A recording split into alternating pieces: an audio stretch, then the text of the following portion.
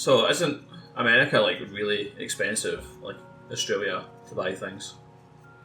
Yeah, it sucks. Like, I wanted to do the Necromancer and the Nazgul, like the Rise of Necromancer Legion, but it cost me like $250 just for the models.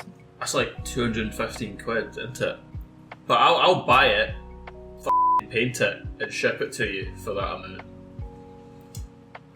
Really? Yeah, why Deal. Not? Okay, I'll send it over to you now. That'd be a really good video. So let's have a quick look at how mental Games Workshop prices are for our overseas cousins. In the UK, the Necromancer costs £25 plus £3.50 shipping, and the Nazgul cost a further 119 quid. So in the UK, the whole Legion costs £147.50. You know, that's not too bad for a full Forge World army, bar the Necromancer. Bye. However, if I set my VPN to America and go to the American store, things change slightly. The Necromancer is $40 plus $10 shipping. However, I won't include shipping just here because Americans do things a little bit different. We'll come back to it. So we've got $40 plus the Nazgul, who are $181.50. This gives a total of $221.50. However, it doesn't stop there, as Americans are weird and put their tax on after. The equivalent of VAT in America is 8.25%. So I'm going to do a wee math lesson here, and to get the final, we times our dollar amount times 1.0825. This gives us $239.77. Quick maths! Americans don't pay tax on the shipping, so now we add the $10 here, giving us $249.77 for 10 models. Using today's exchange rate, that is about 205 quid. That is £57.50 more expensive than if you were to buy it in the UK. I personally think that is just mental. So that means I'm theoretically painting the Necromancer and Friends for £57.50. You might think that's a bit mental for me as a commission painter to paint all that up for £57.50, and you'd probably be right. However, Brandon sent me over 20 extra pounds, and the fact that he is my top tier Patreon subscriber, I think that is a valid exchange for my services. And it's just the Necromancer and Friends, and it's just dry brushing, so piss easy. So I'll show you how I done it.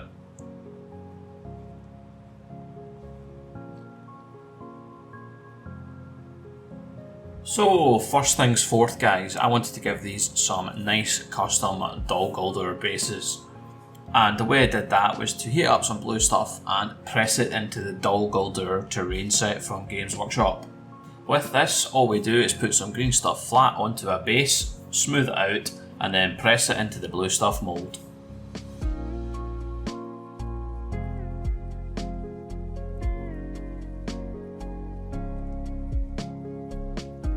Once the green stuff is all dried, all you need to do is give the edge a little trim with a hobby knife. And Bob's your uncle, you've got some fantastic Dol Guldur bases. Simple as that. It was then on to constructing the Necromancer and the Nazgul of Dol Guldur. One was metal, the rest were resin, so we're going to have to use super glue. They were quite fiddly and I did end up getting super glue all over my fingers, which always annoys me. But after doing one or two, I was into a rhythm and it was a lot easier. Unfortunately, the weapons I got were absolutely crap. They were all completely bent over, and the hardest was the mace. It's in two parts and they're completely different, bent apart. So it meant a lot of pissing about with boiling water and green stuff, super glue, trying to get the weapons all to fit together and be nice and straight. But eventually we got there. As you can see here, they're all nice and built, all the weapons are perfect, fantastic. I didn't super glue them to the bases yet, as I wanted to do them separate, as I was going to use a different base spray. So I chucked them all in a box and gave them a nice matte black spray coat from Colourforge. Next up, I got all the bases on a bit of cardboard and gave them a nice Mechanicus standard grey base coat from Games Workshop. And apologies for the next talking head. I know I don't have an excuse, as I've been doing this for over a year and a half now, but I've still managed to make a complete arse of my light placement. Sorry, I kind of skipped it because it's pretty boring, but all I've done is given all the bases a wash of Nuln Oil. I also tried a wee dark tone from Army Painter, and both worked exactly the same, so each to their own, I suppose. I think they're looking quite good. All I'm going to do now is just put some white in with the Mechanicus Grey and dry brush it up.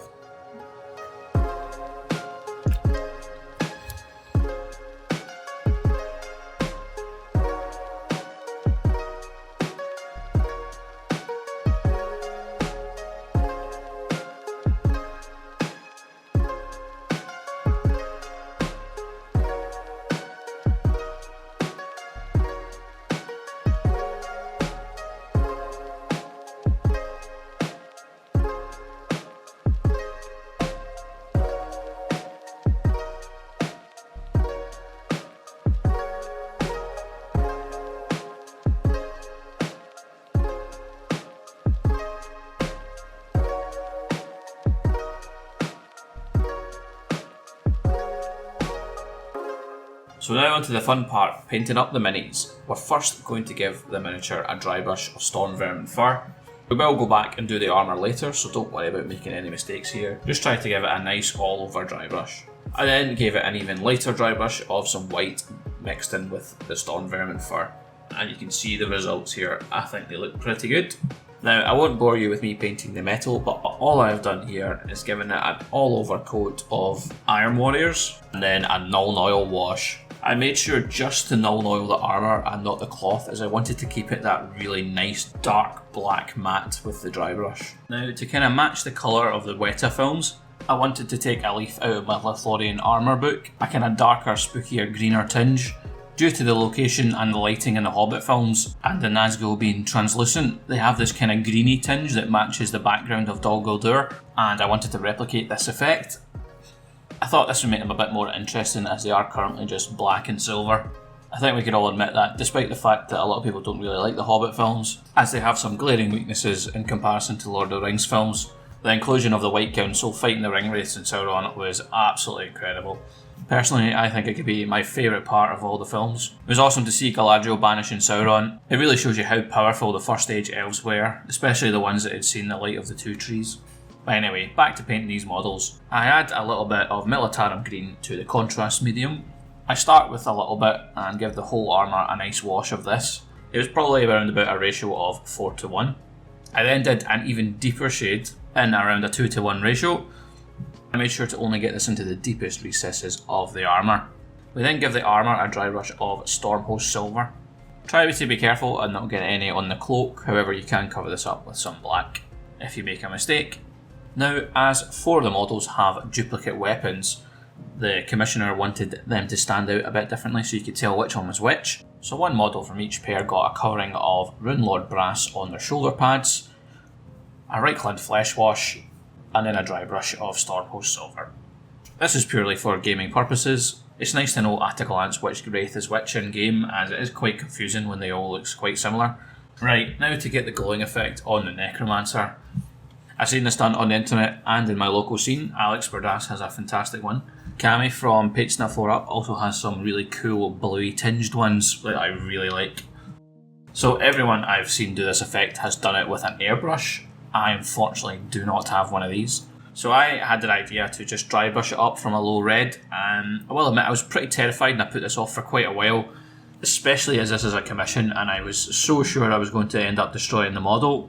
So I basically started with the darkest red that I had and slowly dry brushed up through the colours, doing a lighter and lighter dry brush up through orange into Averland Sunset,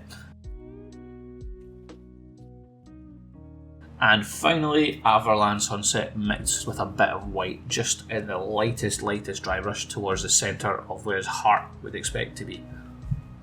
I was so sure I was going to make an arse of it, I streamed it to my Patreon Discord, but I unfortunately deleted the recording file. Sorry guys. But in the end I was highly relieved and extremely impressed with how this technique had worked out.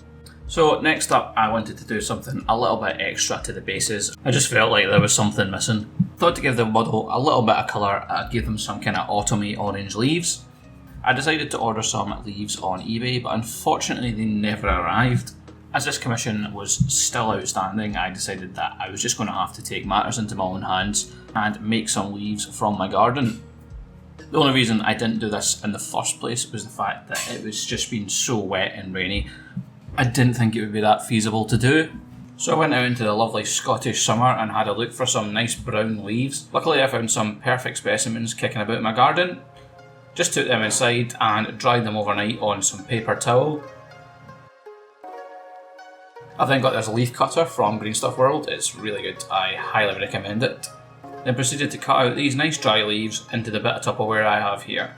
I tried to do as many as I could, so I've got loads left for future projects. Then all that's left to do is to add these to the bases to give them a nice splash of colour.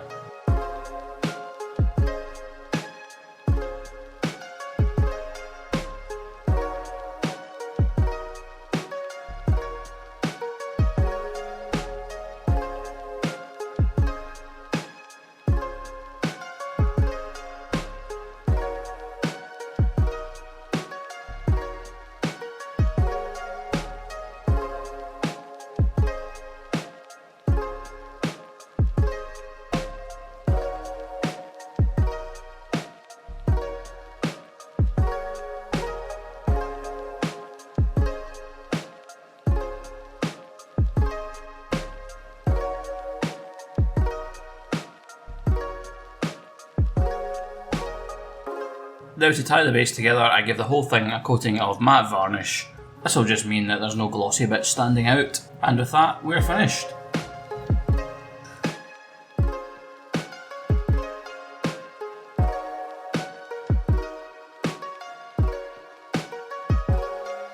And of course, a huge thank you to everyone that watches and likes and comments, and of course my Patreons.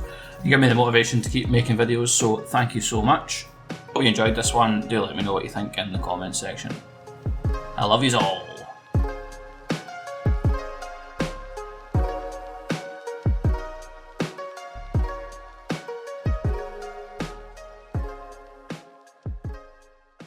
Thanks for watching, everyone. Don't forget to like and subscribe, and remember to give my bell a good old ring.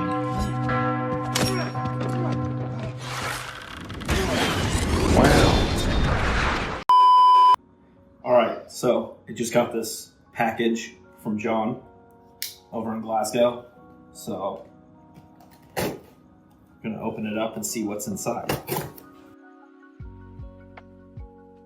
Packing peanuts, just what I always wanted. Looks like there's a note. Oh, lovely. That's just delightful. Thank you so much. Oh, there's even tufts.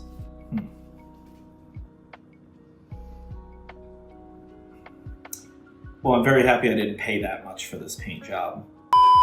Do, re, mi, fa, sol, la, ti, do.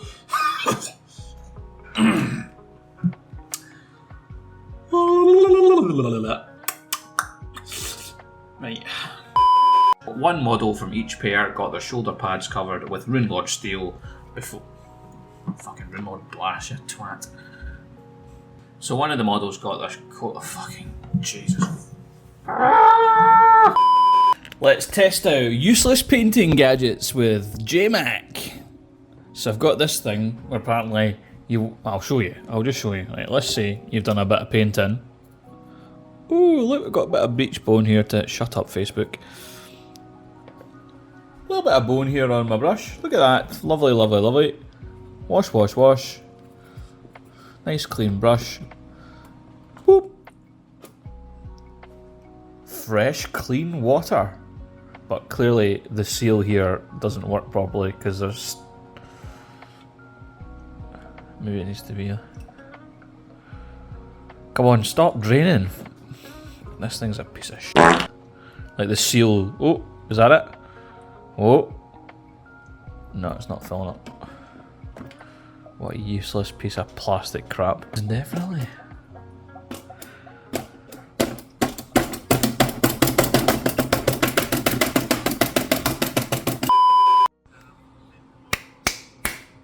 Oh, he's getting it fucking cheap, so... Oh, it just fell off the base. I think that is a valid exchange of service. I think that is a valid... The whole thing. Why is your sex dungeon hidden? Like... to the right there. That's downstairs. That's downstairs, right? Okay. Mine's in the garden, so everybody can watch. The magic leather swings. Anyway, is yours in the garden because your neighbors pay you to not use it? A threat. It's a big old extortion scheme. Jesus Christ. Unless you want to see my pasty white ass right in front of you. They just go on my YouTube channel for that. You should do it like really badly acted. Like, yes, that would be a great video idea. Wouldn't that be £215? Wouldn't that be 215 British pounds? Just take the time to like look over at your notes. Wouldn't that be 215 pounds? Totally not scripted. The only reason we haven't scripted this is because I'm a fucking idiot and deleted the real one. Dude, it's like a Crime Watch reenactment. I'm on enough of those as it is, Jamie.